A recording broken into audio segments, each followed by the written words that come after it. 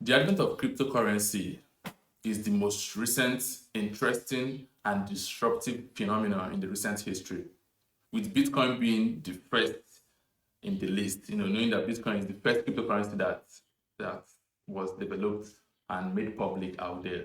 And also, when it comes to cryptocurrency, we always want to know, how does this particular cryptocurrency or Bitcoin come to be. Aside that, the next important thing is, how do you mine it?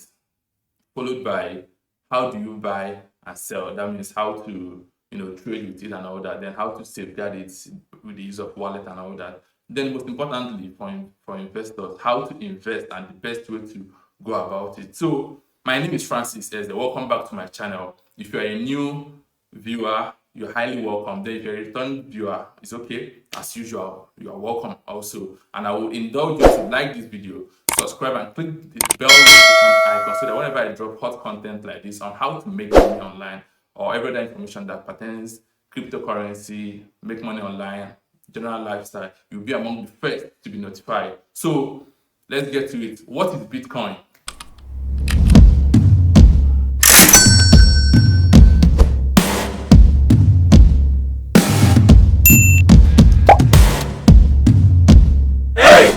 According to the white paper, Bitcoin is a peer-to-peer electronic cash system or financial system. According to the algorithm, whenever a Bitcoin is generated, it's being given to a group of computer users or a group of computers which who solve pre-specified mathematical problem. And this mathematical problem is referred to as hash. And hash is a 64 hexadecimal code. I know that's sounding too bogus for you. Actually, what happens is this. Let me explain in simple terms. When a Bitcoin is just a block of data, or is a data block that contains some information, and these informations are meant to be arranged sequentially, so that once a block is developed or is created, it actually matches with the preceding block, and this block could actually be subsequent blocks can actually be proven to have been developed from the earlier blocks mathematically. That means it can be proven mathematically, and that's why that mathematical problem comes in such a way that that hash or the 64 hexadecimal code is being passed from a particular block of data to the next one. And that's why Bitcoin, the blockchain technology, has the history of every transaction, both from the preceding block and the succeeding block. And that's the way it keeps going. And that's where the name blockchain technology actually comes from. Okay. Then, but back to Bitcoin. Bitcoin is just what you can call, it's just a group of numbers. There is no physical value, or there is no physical entity you can actually pick up and call a Bitcoin. These are codes. These are encrypted numbers which has succession. So, and another important thing with Bitcoin is that it's not being controlled by any financial institution, or let's say it's not being centralized. It's a decentralized technology. In the 19th and 20th century, most of the world popular currencies could be converted to a fixed amount of gold, silver, or other precious metals. But in between 1920 and 1970, most of the world powers or most of the countries dropped the use of gold and precious metals, in the sense that it wasn't really easy and feasible to trade with. These precious metals are actually heavy to carry to move from one place to another. And for the case of theft, someone can easily be spotted with a full load of gold or silver. So most of the currency, it wasn't easy for people to trade with these precious metals. So most of the countries faced that off.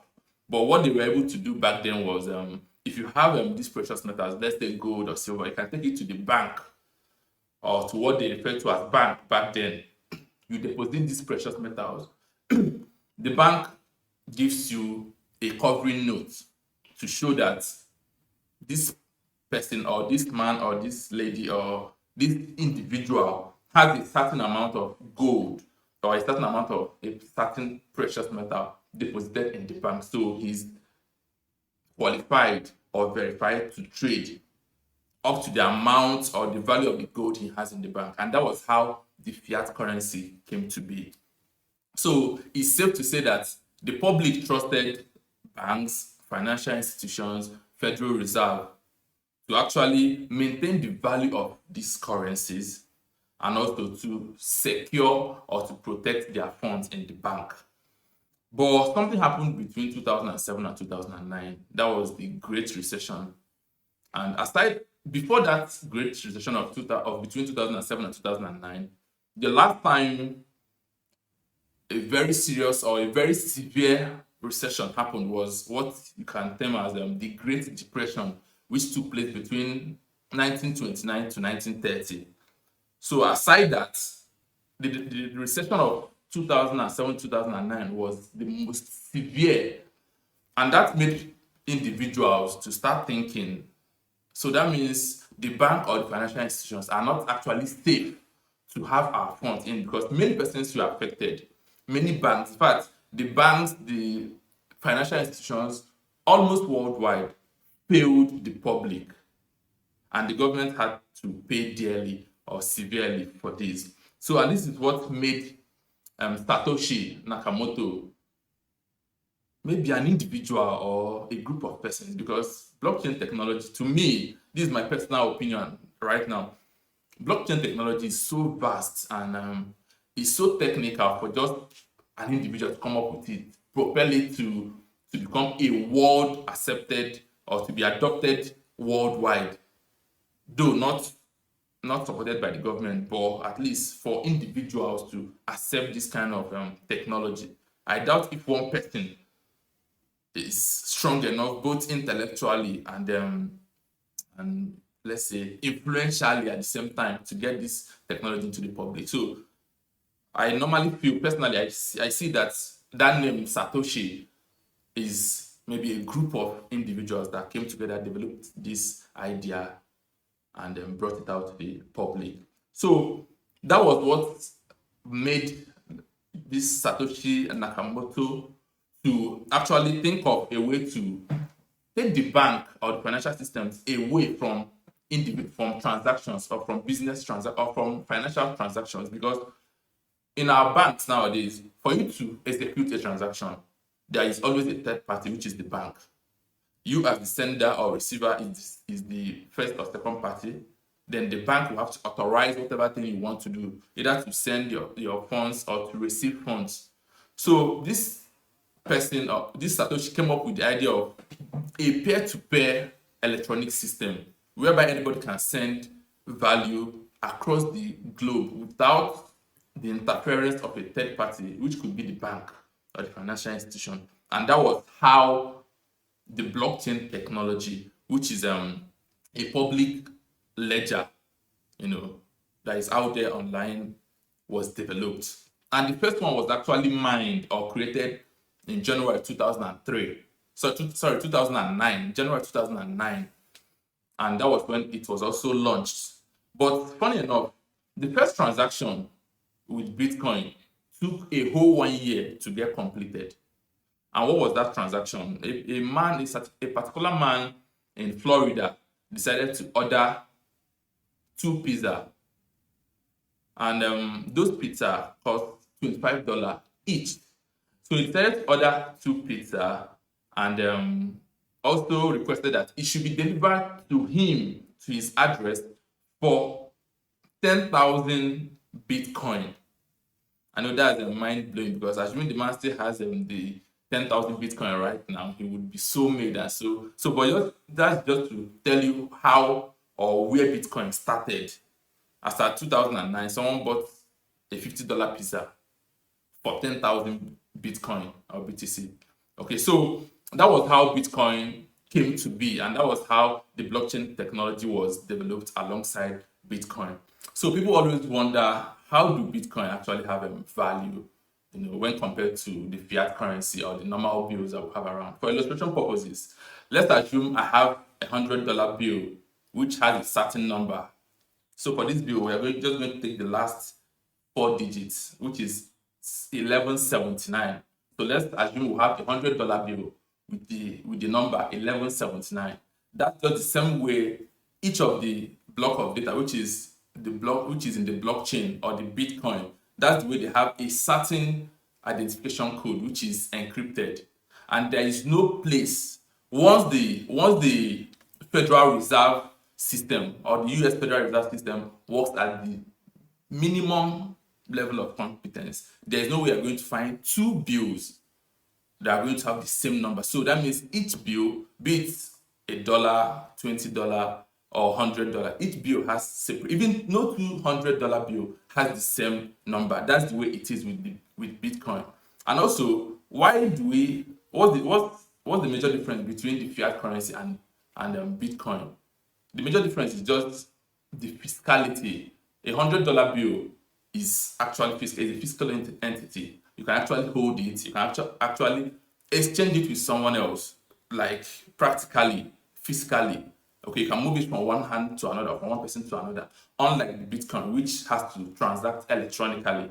And coming to talk about the value of Bitcoin, let's first illustrate on how do our bills come with value. Our bills actually have value because we gave it that value. Remember, the Federal Reserve takes control, and people that direct the operations of the Federal Reserve are politicians whom we publicly elected into office. That means we entrusted them to take decisions for us, and that's how the Federal Reserve prints the notes.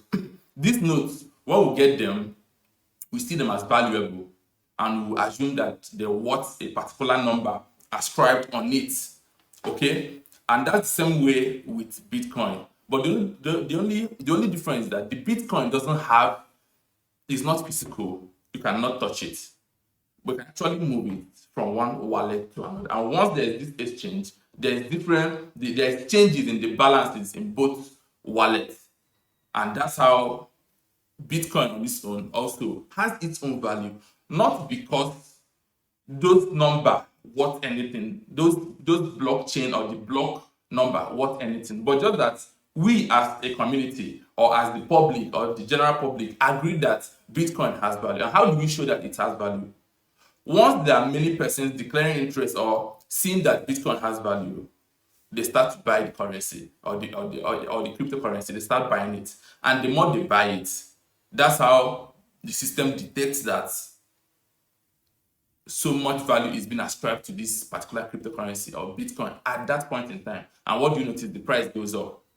But when people start having doubts, or let's say, or when they start feeling like or having doubt that the Bitcoin is not valuable to a certain level, what happens? They start selling off. That act of selling shows that they are losing interest in Bitcoin. Okay, so the next one is Bitcoin is not actually controlled, it's not centralized, it's actually decentralized. What does decentralization mean? It actually means that it's not being controlled by a certain individual, or a certain organization, or a certain body. It's just right there because the blockchain technology is distributed among so many computer nodes or the Bitcoin blockchain network nodes. And these nodes are scattered all over the world in different servers. So no particular person or no particular individual has a whole access or control to the whole list of blocks of data in the blockchain technology. So having said that, the next one is how do you mine, or how do Bitcoin come about, or how do the blockchain technology come about? Bitcoin mining is the process of creating valid blocks that add transactional records to the Bitcoin blockchain or to the blockchain protocol. Bitcoin mining is comparable to gold mining, let's put it that way, but in the case of Bitcoin, it's actually done by computers. These computers, they create new Bitcoin and track transactions and ownership of a particular Bitcoin or the cryptocurrency, but in this case, Bitcoin.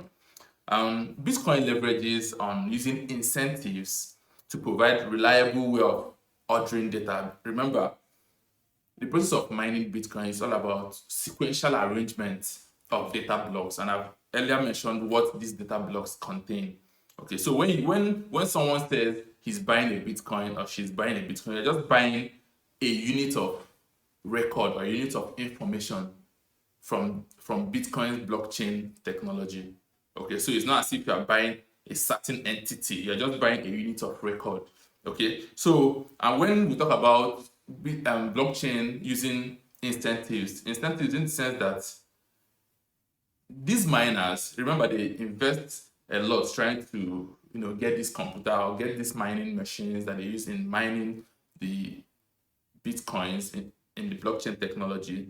So this technology recognizes their work as miners, and either they are being rewarded using new Bitcoins or new blocks of data that is being generated, or they can be rewarded as per their transactional fees. That's the fees they have to pay trying to execute one transaction on the blockchain protocol or network would actually be phased out for them. More like they are being given discount on the fees. They will pay while transacting or trading or conducting various buying and selling or transfer of Bitcoins on that particular blockchain. So they're either being paid as giving new coin, or they are paid by giving them discounts for the fees, for the transactional fees. What is Bitcoin backed by actually? Unlike traditional currencies, which is issued by the central banks or the government or the financial institution, Bitcoin is not backed by the government. It's not being affected by monetary policies, stuff like inflation rates, and let's say some financial indicators. BTC is just there on its own. Nobody controls it. It's just being controlled by the supply and demand needs. Okay, and Bitcoin is based on a blockchain technology, which is a globally distributed ledger. And talking of blockchain technology, what actually is blockchain? I know you cannot talk about Bitcoin without mentioning blockchain, or talk about cryptocurrencies without mentioning the blockchain technology. So what actually is blockchain? The blockchain, or what you call the Bitcoin blockchain in this video, is a globally distributed ledger consisting of data blocks. Okay, then these data blocks are sequentially arranged.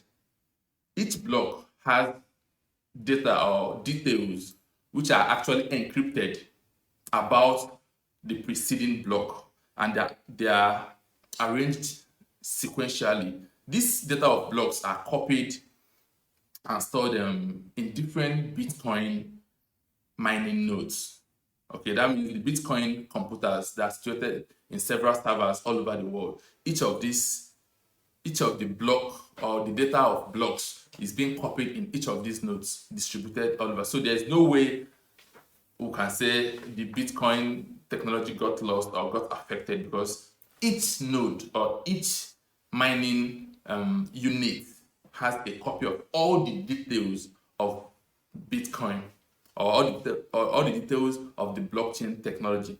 Then, like I said earlier, each block of data contains vital information such as the details of the buyer or the seller, not like your personal, not like your identifiable details. I'm talking of your blockchain details, which is ascribed to you, like your private key or the public keys that you use and all that. And aside that, the block of data also contains, or let's say each of the block also contains, aside the details of the buyer and seller, it also contains the time of transaction, the date of transaction, the total value transacted or being traded at each point in time, and also it also contains a unique identification code. Okay, so each block contains this, and aside containing these details, it also contains an encrypted hash. Remember what I said earlier about the 64 hexadecimal number. Each of these blocks contains an encrypted and concentrated details of the preceding block.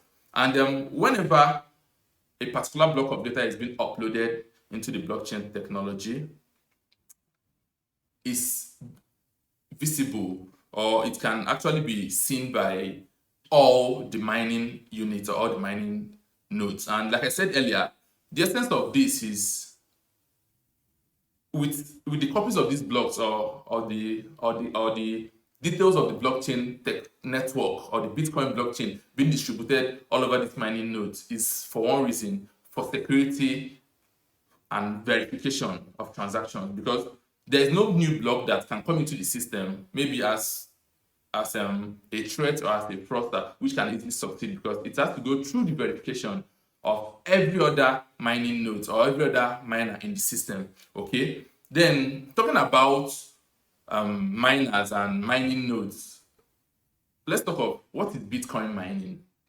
Okay, it's very, very important to know what is Bitcoin mining. And at this point, if you are getting value from this video, I would indulge you to like this video, subscribe, and click the bell notification icon so that you'll be notified as fast as possible whenever I upload informations like this. Okay, so what is Bitcoin mining? So Bitcoin mining result is achieved by creating a succession of blocks that can be mathematically proven to have been stacked in an orderly manner. Okay, and this process depends on a mathematical phenomenon which is called cryptographic hash, and that's where the name cryptocurrency comes from, because all those coins and all the smart contracts and all the blockchain technology are being dependent on that cryptographic hash. Okay, and this is a one-way code, a one-way mathematical phenomenon whereby it uses a linear, or let's say a one-directional protocol to arrange data, and trying to decrypt this data using that unidirectional phenomenon is actually almost impossible, or it takes lots and lots of time to do. So in that way, Bitcoin can actually not easily be attacked by anyone. Okay, just like I said earlier, it has to go through normal confirmations and all that. And also, these hashes, or these hash numbers are being generated by the miners. Remember, each block of data has a unique identification code, which is actually a hash. Okay, and each of these this hash is being generated by a miner. And once this hash is generated by a miner, it identifies the block, which adds up to the blockchain technology and provides room for data on transactions that go on that particular block, and also the transactions of the preceding block. So, and each hash, or let's say each hash, or this unique identification code for each of the blocks, contains two major components. The first one is the macro root, and the second one is the previous block unit identification hash. The macro root is an aggregate hash of signatures of all the transactions that have taken place in that particular block, and also, of course, the previous block's identification code, which also has a copy, and that code also has a detail or aggregated information about everything that, or all the transaction, or the signature of all the transactions that happened in the preceding block. So talking about Bitcoin mining is actually legal. It's legal. It's not an offense to mine Bitcoin, and it happens all over the world. So many persons, so many individuals who can afford what it takes to become a Bitcoin miner is out there doing it, and it's actually profitable. It used to be highly profitable initially, but at the moment there are so many persons coming into the system, and that way the profit is not what it used to be. Let me put it like that. And talking about mining, when these bitcoins are being mined, remember, once the bitcoin is mined, it needs an owner. That particular block of data can be bought by any individual, or even by the miner, or can be given to the miner, and that way this block is already in circulation in the blockchain technology. I'm talking about these bitcoins because the unit of this blockchain technology is what you call Bitcoin. Okay, And talking of this Bitcoin, how do you safeguard your Bitcoin? Because it's not just an issue of having your Bitcoin in the blockchain technology and all that, but how do you access it safely, and how do you protect them and secure them, and also how do you easily access them for transfers, for transactions, and all that? And that's where the Bitcoin wallet comes in. Okay, Bitcoin wallet is actually a digital electronic system. It could be a mobile, it can come as a mobile app or a web application, which helps you to secure your Bitcoin or your other cryptocurrencies. But in this video, we're just focusing on Bitcoin. How can we describe Bitcoin wallet? Already, Bitcoin is a digital currency that is stored in an electronic wallet, which is the Bitcoin wallet. And this electronic wallet actually helps you to access your Bitcoin using the private key that is specific to every Bitcoin owner. Okay, so for every Bitcoin that you have, or group of coins or Bitcoins that you have in the blockchain technology, or in the Bitcoin blockchain technology, you have your private key to access them. So the more you buy, the more you have, and the more you sell, the less you have. Okay, and you can actually access this through the help of the wallet. And however, you don't have to do all this directly. The wallet helps you to do that. And what is actually this Bitcoin wallet? Is a digital wallet that allows you to send and receive Bitcoin. This is also similar to your normal physical wallet in the sense that it helps you to store and safeguard your Bitcoin or your assets, in quotes. Okay, and for you to be able to send or receive Bitcoin, you need two key pairs to correspond. And one of those keys is the private key, and the other one is public key. These two keys have to correspond. So for any transaction to be able to happen on the blockchain technology, it requires two key pairs. And for you to send Bitcoin, for you to send your Bitcoin, you need a private key which you have to keep to yourself, which is secret. You don't have to do this, like I said earlier, you don't have to do this by yourself. The wallet already have all these cryptographic informations. They know the wallet has been encoded to decipher this cryptographic information to identify that this particular Bitcoin or blocks of data belongs to you. Remember, in this video, whenever I mention block of data or data blocks, I'm talking of the unit of the blockchain technology, which is the Bitcoin. Okay, so for you to be able to send Bitcoin to anybody, you need a private key, which is, like the name is, private. You need to secure this key, and you are the only person that should have access to it. And that's what your wallet does for you.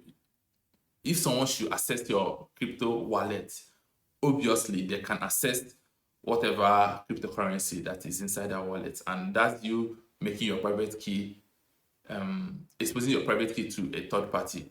Okay, so, and for you to receive Bitcoin, you need a public key. Remember, whenever you want to receive Bitcoin, you normally send this Bitcoin address. Yes, that Bitcoin address is not actually your public key.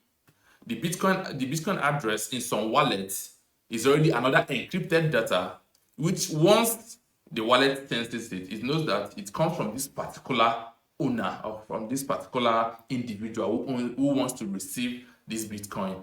And that encrypted wallet address gives you the access to every other encrypted information that you need, your public key, and every other thing that you need to access the Bitcoin that is being sent to you. Okay, and in some cases, some wallet gives you various public keys or various private keys. In quotes, these private keys don't it's not the address it's not your Bitcoin address that you see. Just like I mentioned earlier, what you see is just an encrypted code which gives you access. So in some wallets, as I was saying, in some wallets, they give you several public keys, different public keys, just to increase your privacy. And some of these wallets, you must have used them, or you might not have used them. But if you're conversant with cryptocurrency, that means you must have, come across this wallet. Some of these wallets will give you what you call the seed. The seed is a group of words which you can use to access your wallet, just like the trust wallet. And this kind of wallet, they can give you, let's say you want to receive a Bitcoin or some Bitcoins from a sender today, and you decide to copy your address, it is going to be a certain number. And when you try to receive another Bitcoin by tomorrow, it's going to be a different number. That's what I'm trying to talk about. Concerning some wallets giving you several wallet address for you to, several public keys for you to receive your Bitcoin. Okay, and also there are several types of wallets. Okay, there are the cold wallets and there are the hot wallets. The cold wallets actually are the ones that have to use hardware, something like paper wallets, and the hardware wallet, what you call the ledger. There's this ledger that looks like a USB flash, which you can use to store your cryptocurrency and all that. Then the hot wallet are the ones that uses that depends on online softwares. Okay, something like your mobile wallet, your web wallet, and your desktop wallets. The desktop wallets are those wallets that you can store, that you can install on your desktop laptop and do all your transactions from there. And how do you get this wallet? Already there are several platforms out there that offer these services. Okay, you can actually get on any of these platforms. Just simply download the wallet either on your laptop or on your mobile phone and start making use of it. That's for the hot wallet. But if you decide to go the other way, which is the cold wallet, you can actually buy your ledger, or you can as well print your information on a paper or download your information on a paper. But the cold ones, to me, the cold wallets are not easily, they're not the usage is not actually easily and feasible. Most of us depend on the online or the hot wallet. Okay, so that's just the way to go about it. And that's just all it is to know as a beginner, concerning Bitcoin, in terms of how it started, how it works, what it's all about, and all that. So, and if you've stayed with me up to this moment in this video, I would indulge you to like this video, click the subscribe button, and also click the bell notification so that whenever I drop hot content like this on how to make money online, you could actually be among the first to be notified.